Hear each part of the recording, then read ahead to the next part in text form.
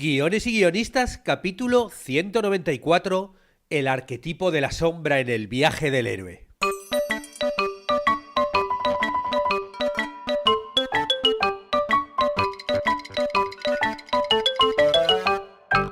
Buenos días a todos, bienvenidos a Guiones y guionistas, el podcast con el que todos podemos aprender a hacer guiones y en el que el guionista es el rey. Cada semana salimos al aire con 2 programas en los que vemos un nuevo elemento, técnica o herramienta para que sepáis más del oscuro mundo de los guionistas y el heroico arte de los guiones. Hoy volvemos a hablar del viaje del héroe en el podcast con un nuevo arquetipo, la sombra, que se suma a los que ya hemos visto, el héroe, el mentor, el heraldo, el guardián del umbral y la figura cambiante. Lo que vamos a hacer hoy va a ser ver cuál es la función de la sombra en la historia mirando directamente la fuente principal, el libro El viaje del escritor de Christopher Vogler, que por cierto recuerdo que está en el área de descargas para los suscriptores por si acaso lo queréis consultar. Pero antes recordaros que en la plataforma de cursos de guión tenéis todo lo necesario para escribir vuestras propias historias y convertiros en guionistas. Guión de corto, de largo, de serie, de webserie, documentales, cómics,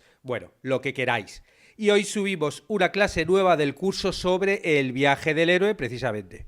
Y os recuerdo que en la plataforma de cursos de guión tenéis todo lo necesario para escribir vuestras propias historias y convertiros en guionistas. Guión de cortos, de largos, series, webseries, documentales, cómic. Ya sabéis que hay clases de todo porque, bueno, la idea un poco de la plataforma es una formación integral de guionista, ¿no? Que luego podáis trabajar en cualquier medio. Y como todas las semanas hay 3 clases nuevas de 3 cursos nuevos. Hoy subimos una clase nueva del curso sobre el viaje del héroe, que os recuerdo que son 12 lecciones en las que analizamos con detalle las 12 etapas del viaje del héroe. Y en la clase de hoy llegamos a la 6ª etapa, las pruebas, los aliados y los enemigos se llama. Es el momento donde nuestro héroe avanza por el mundo especial. ¿Y cómo supera las pruebas que le va deparando el nuevo mundo? Bueno, pues lo veremos en la clase hoy. Y continuamos con los recursos para los suscriptores de los cursos. Hoy voy a subir a la biblioteca de recursos el libro de morfología del cuento de Vladimir Prop.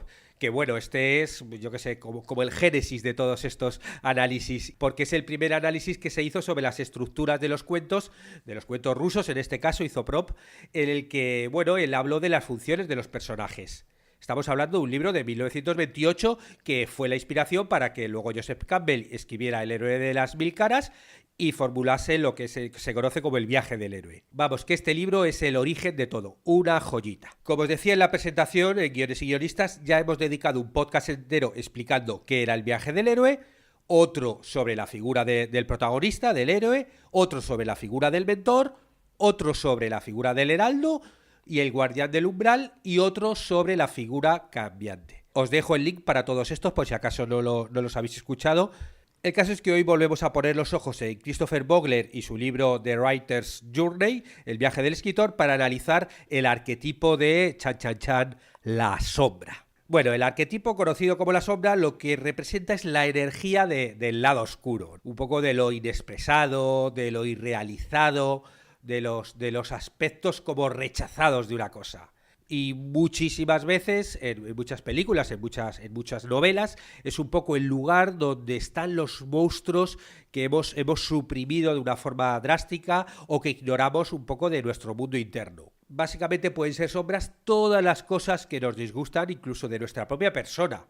Todos los secretos oscuros que no sabemos o no podemos admitir, aún entre nosotros mismos. Y en las historias, por lo general, el rostro negativo de la sombra se proyecta sobre los personajes de los villanos, los enemigos y los antagonistas. Los villanos y enemigos suelen ser los que dedican sus esfuerzos a derrotar, destruir o matar al héroe.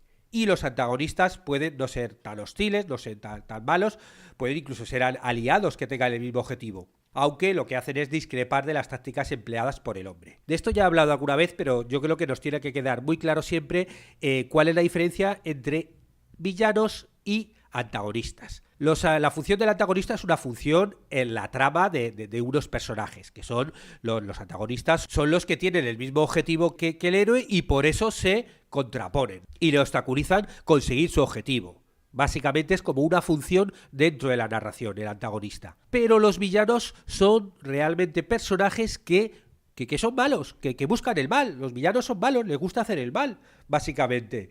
Pero, y muchas veces en muchas películas, los villanos y las antagonistas coinciden, o sea, realmente estos villanos que les gusta hacer el mal son los antagonistas, los que se oponen al héroe, ¿no? Si vemos, pues yo qué sé, eso pasa en casi todas las películas, ¿no? Películas de superhéroes queda muy claro, ¿no? Quién es el héroe, que es el superhéroe, y quién son los villanos, que de hecho se les llama villanos y todo. Pero en películas normales igual, ¿no? Realmente tú ves quién es el que te está haciendo mal al héroe, ¿no? Pero porque son malos. Pero no siempre tienen por qué coincidir. De hecho, por ejemplo, si hablamos de algunas series donde realmente los personajes son más complejos, si hablamos, por ejemplo, de Breaking Bad, ahí realmente protagonista Walter White sería un villano, porque Walter White realmente hace el mal, ¿no? Ya el propio nombre de la serie lo dice, Breaking Bad, o sea, se va convirtiendo en malo poco a poco y bueno, hay momentos en la serie donde realmente los espectadores es como que acabas odiándole, ¿no? Aunque en el fondo le quieras porque es tu protagonista, acabas odiándole porque él hace mal, él se comporta mal, o sea, él se convierte en una especie de villano. Y, por ejemplo, uno de los antagonistas que tiene su historia, Breaking Bad, es Hank, el cuñado, que es un policía. Ese es un antagonista de nuestro protagonista, pero él no es un villano, es un policía y es bueno. O sea, él intenta buscar el bien, intenta pues detener a los malos, y lo que pasa es que, claro, aquí nuestro protagonista es el villano. Pasa, por ejemplo, también en Dexter. El propio protagonista es un tipo pues que mata, es un psicópata que mata. O sea, realmente el protagonista es un villano.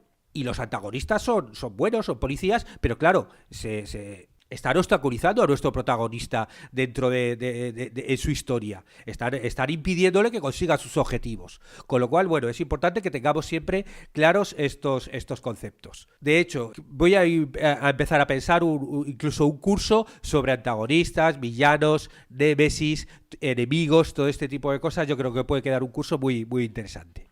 Continúo con el libro. Vamos con la función psicológica de este arquetipo, ¿no? De la sombra. La sombra puede representar el poder de los sentimientos reprimidos, de los traumas profundos, de las culpas. Porque al fin y al cabo, como que todos estos sentimientos se hacen como mucho más fuertes si lo que hacemos es ocultarlos y meterlos un poco en el inconsciente. Y luego después todas estas emociones ocultas o negadas se pueden revelar como monstruosas, incluso causar nuestra propia destrucción. Bueno, pues la sombra puede ser simplemente esta parte sombría de nosotros mismos con la que siempre luchamos en nuestra relación con esos temores antiguos, con los malos hábitos. Y eso se ve, por ejemplo, mucho en los sueños. Y de hecho se utiliza mucho en las películas a través de los sueños. Porque bueno, como que esta sombra puede tener como muchas formas en los sueños. Podemos ver monstruos, demonios, diablos, como extraterrestres, vampiros, enemigos feroces que realmente nos aparecen en los sueños.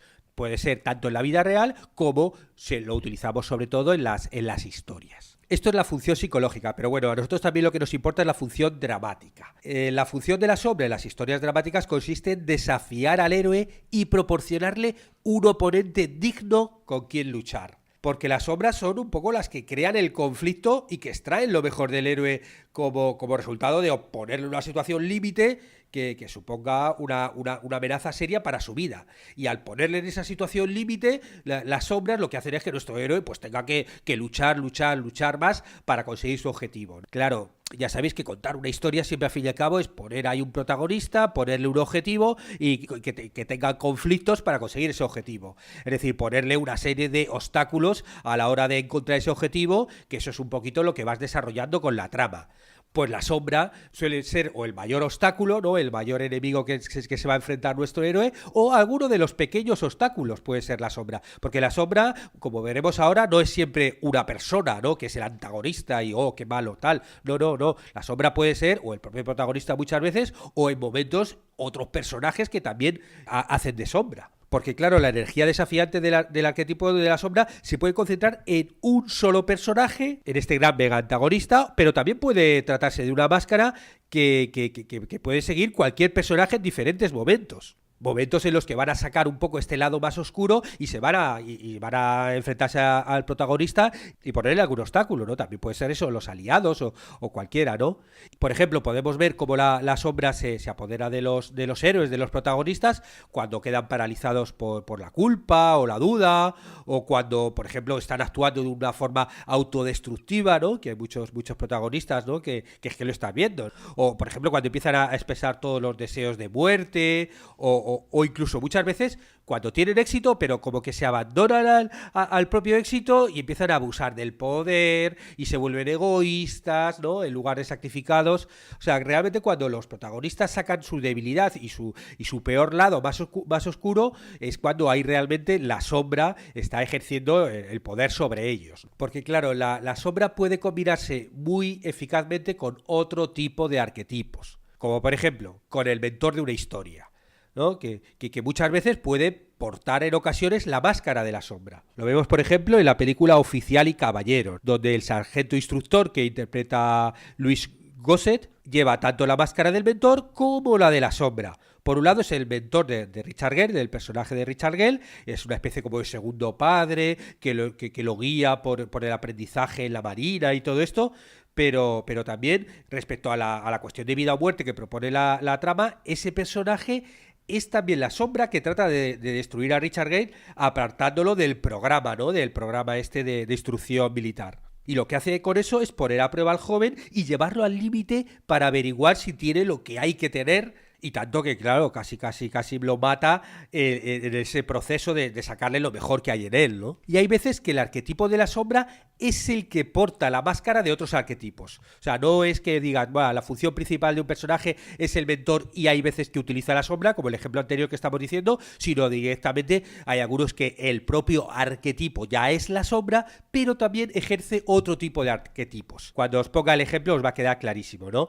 El ejemplo de Aníbal Lecter, ¿no? Del Silencio de los Corderos, que, bueno, básicamente es la sombra, ¿no? Es un asesino, es caníbal, es despiadado, ya te lo presentas de siempre como el ejemplo de la sombra total. Pero después también él desempeña la función de un mentor que ayuda a Judy Foster, ¿no? La protagonista, la agente del FBI, a quien le va dando información poco a poco para que pueda atrapar al asesino. Con lo cual sería una sombra que en algún momento ejerce de mentor. Otro ejemplo también de combinación de arquetipos, que es como muy interesante, está entre la sombra y la figura cambiante que veíamos en la clase anterior, en el arquetipo anterior.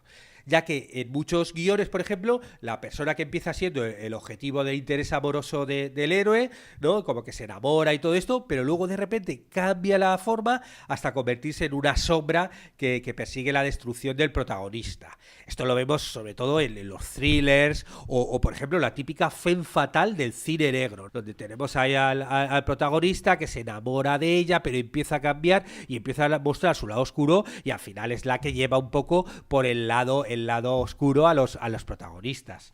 Y ejemplos hay muchísimos en el cine negro. Por ejemplo, La dama de Shanghái de Orson Welles, que el personaje que interpreta a Rita Hayworth, claro, es un personaje maravilloso que deslumbra al protagonista, al personaje de Welles, y luego al final va cambiando de forma y trata de destruirlo. Y en todos los thrillers estos de triángulos amorosos, ¿no? Donde de repente, que la mayoría de las veces suele ser la mujer, la femme fatale, la que lía al protagonista y al final y le va llevando para el lado oscuro poco a poco, como para que al final mate a su marido y puedan huir solos, ¿no? Esa es la típica historia de las femme fatale.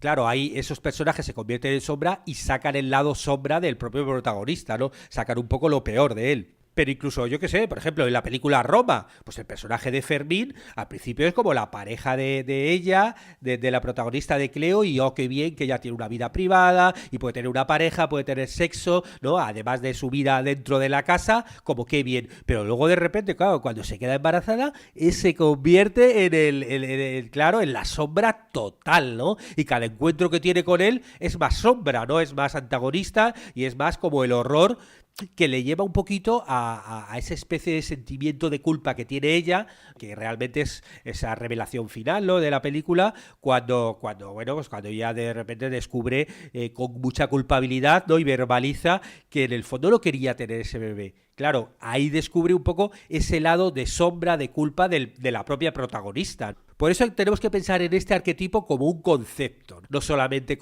es el megavillano de Batman, sino más bien como con un concepto que podemos utilizar en algunos personajes, incluso en el propio protagonista. Y es importante humanizar la sombra. O sea, las sombras realmente no tienen que ser necesariamente depravadas, maléficas y tener características negativas. O sea, podemos humanizar las sombras dándole un toque como de bondad o dándoles a veces alguna cualidad admirable. Un ejemplo de ello serían todos los villanos de Disney, que son como alucinantes. Capitán Garfio, ¿no? La reina de Blancanieves, que es hermosa pero bueno, perversa, o Maléfica, ¿no? De la Bella Durmiente, ¿no? Que es encantadora. De hecho, se convierte también en protagonista de una propia película ya sola, que es una especie de villana, pero es protagonista de su historia. O Cruella de Vil, ¿no? La inefable Cruella de Vil. Claro, todos estos malos villanos, Disney los ha aprovechado para convertirse en protagonistas de sus propias historias. Otra forma de humanizar a las sombras es convirtiéndolas en personajes vulnerables, frágiles, como más reales, que tienen sus propias emociones, que tienen sus puntos flacos. Porque claro, todas estas figuras sombrías, ellos a sí mismos no se perciben como enemigos o villanos. Ellos son como protagonistas de su propia historia y tienen sus propias razones para actuar como actúan. Claro, en estos casos la sombra puede ser un personaje, una fuerza externa al héroe, pero también puede ser una parte que esté del héroe reprimida. Un ejemplo sería el clásico Dr. Jekyll y Mr. Hyde. Es un hombre bueno, pero que tiene un lado oscuro, oculto, que al final tiene tanto poder, ¿no? Que se convierte en una parte suya de la personalidad, ¿no?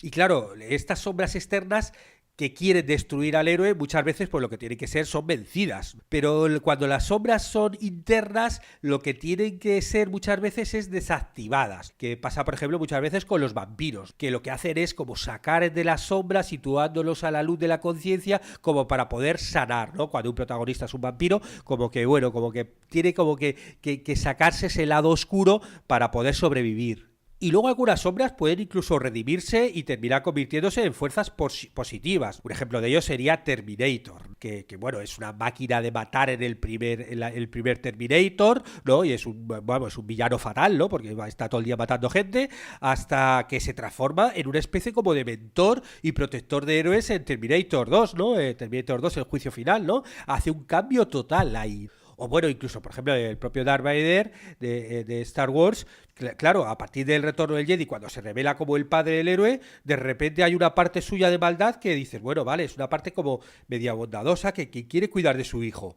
Que bueno, vale, sí, sigue siendo una sombra eterna, de hecho es la gran sombra, ¿no? Es una de las grandes sombras de la historia del cine, ¿no? El lado oscuro y nunca mejor dicho, pero bueno, hay como que de repente al desvelarse algo que no sabíamos de él, bueno, vemos otro lado suyo, ¿no? Otra especie como de que no es una sombra pétrea, ¿no? No es una piedra de soy un megavillano y ya está, sino de repente vemos otro lado suyo y cuáles son sus motivaciones. Porque claro, como todos los arquetipos restantes, también las sombras pueden tener aspectos positivos, no solamente negativos. Incluso a nivel psicológico, dentro de la psique de una persona, la sombra, pues ya como hemos visto antes, puede ser algún elemento que ha sido suprimido, reprimido, desatendido, olvidado, o sea, algo que tenemos ahí y que te está ahí machacando poco a poco. Pero bueno, resumiendo, yo creo que el concepto un poco psicológico que nos tiene que quedar claro de este arquetipo es que, por un lado, es una metáfora muy útil para entender a los villanos o los antagonistas de nuestras historias, pero también para poder comprender los aspectos un poco inexpresados, ignorados o ocultos de nuestros héroes. Y con esta conclusión termino este programa en el que hemos hablado del arquetipo de la sombra en el viaje del héroe. Y como siempre, bueno, pues agradeceros a todos los que estáis haciendo comentarios, valoraciones en iTunes, en iVoox, YouTube, a los que os suscribís también en Spotify porque escucháis allí el podcast, o incluso hay gente que lo escucha en YouTube. Que bueno, ya os he comentado alguna vez que estoy empezando a grabar vídeos para que cuando salga la nueva web empezar a subir, pero bueno, hasta entonces hay gente que escucha los podcasts en YouTube, ¿no? Como que se pone ahí el podcast, ¿no? Y bueno, está haciendo otras cosas mientras está el YouTube activado. Claro, cada uno como que tenéis que encontrar vuestra forma ideal de escucharlo. Y bueno, como siempre digo, muchas gracias a los que compartís a vuestros amigos y les decís, oye, mira, que te interesa aprender a escribir guiones y ser guionista, pues está aquí este podcast. Y por supuesto, agradecimiento eterno a los que os suscribís a los cursos de guión o contratáis las consultorías que ayudáis a que este podcast salga semana tras semana. Estaremos juntos los martes y jueves con nuevas técnicas, estrategias y análisis para que aprendamos entre todos a ser mejores guionistas. ¡Hasta pronto!